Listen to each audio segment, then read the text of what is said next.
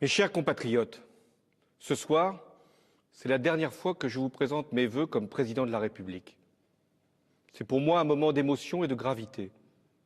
Je veux le partager avec vous, Françaises et Français de toutes origines, de toutes convictions, de toutes confessions, de métropole et d'outre-mer.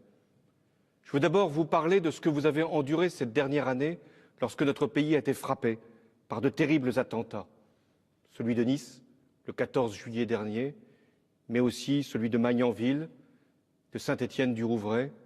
Je pense en cet instant aux victimes, à leurs familles, aux blessés qui souffrent dans leur cœur et dans leur chair.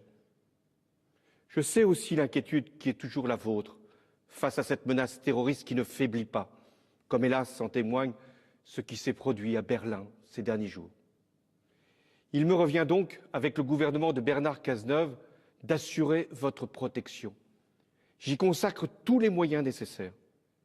Et je veux rendre hommage à nos policiers, à nos gendarmes, à nos militaires, qui se dévouent jusqu'au sacrifice pour assurer notre sécurité.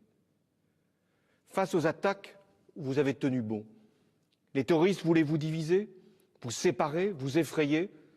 Vous avez montré que vous étiez plus forts, rassemblés, solidaires et unis. Vous n'avez pas cédé aux amalgames, aux stigmatisations, aux vaines querelles. Vous avez continué à vivre, à travailler, à sortir, à circuler, à chérir la liberté. Vous pouvez être fiers de vous. Mais nous n'en avons pas terminé avec le fléau du terrorisme. Il nous faudra continuer à le combattre. À l'extérieur, c'est le sens de nos opérations militaires, au Mali, en Syrie, en Irak, où je me rendrai après-demain pour saluer nos soldats.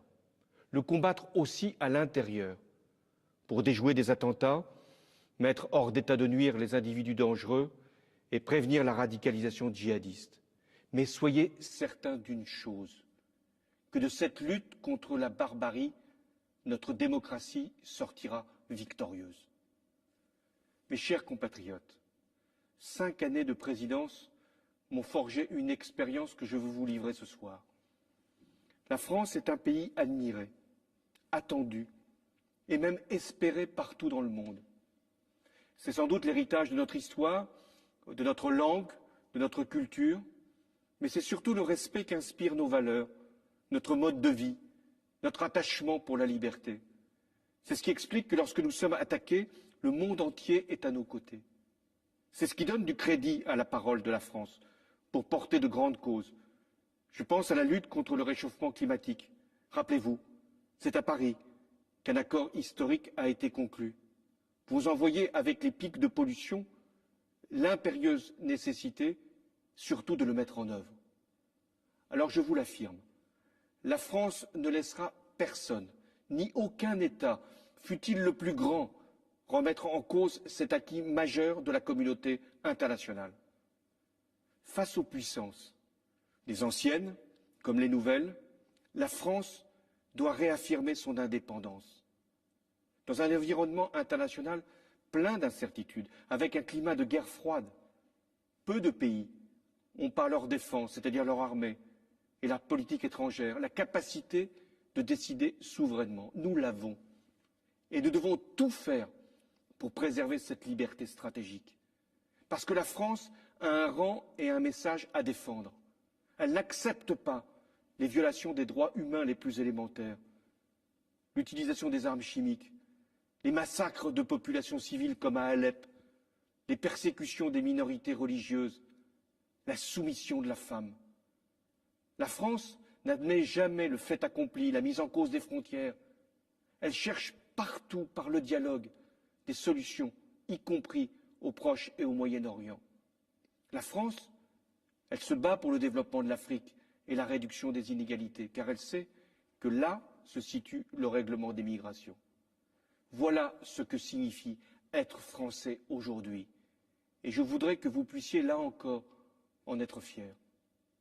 Mes chers compatriotes, tout au long de mon mandat, je n'ai eu qu'une priorité, redresser notre économie pour faire baisser le chômage. Je revendique les choix que j'ai faits. Les résultats arrivent plus tard que je ne les avais prévus, j'en conviens, mais ils sont là. Les comptes publics ont été rétablis. La sécurité sociale est à l'équilibre. La compétitivité de nos entreprises a été retrouvée. La construction de logements atteint un niveau record. L'investissement repart. Et surtout, le nombre de demandeurs d'emploi baisse enfin depuis un an. Et parallèlement, je l'ai voulu ainsi, le progrès social n'a pas arrêté sa course. De nouveaux droits ont été ouverts pour les salariés, pour la formation tout au long de leur vie, pour l'insertion des jeunes, pour l'accès de tous à la santé. Il reste encore à faire, mais le socle est là, les bases sont solides. Ces succès, ce sont les vôtres. Vous devez vous en emparer, non pour nier les difficultés, elles demeurent, occulter les souffrances, elles sont là, ou repousser les choix, il y en aura à faire, mais pour prendre conscience de vos atouts, de vos talents, de vos capacités, de vos réussites. Notre principal adversaire, c'est le doute. Vous devez avoir confiance en vous, surtout face aux défis qui nous attendent.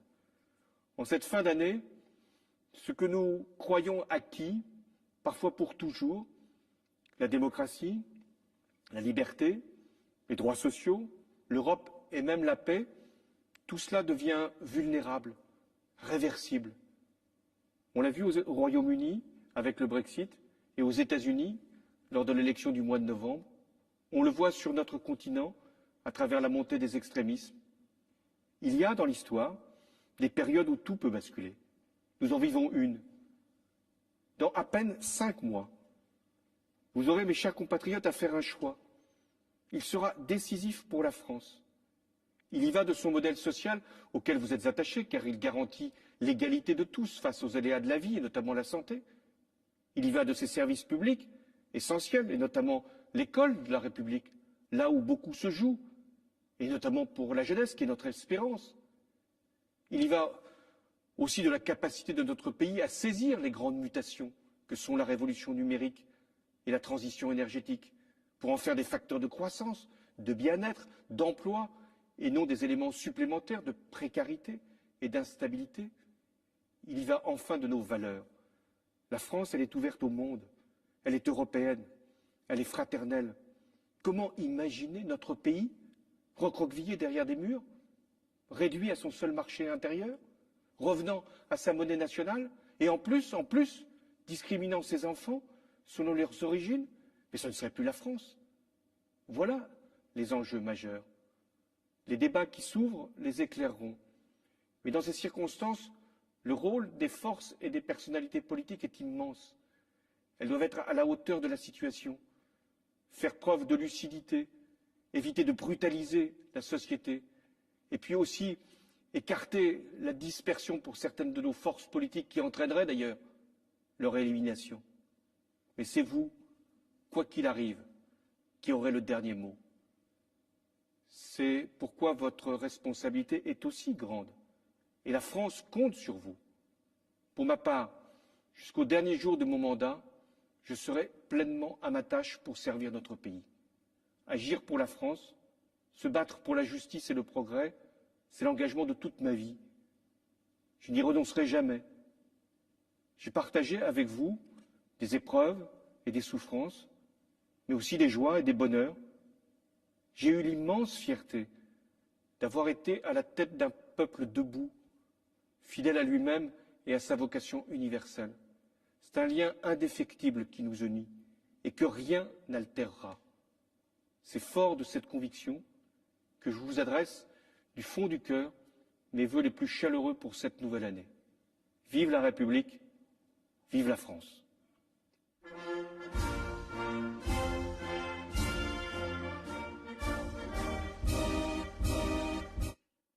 Voilà pour ces vœux du président de la République, les derniers du quinquennat de François Hollande. Bonsoir Maryse Burgot, on vient de l'entendre.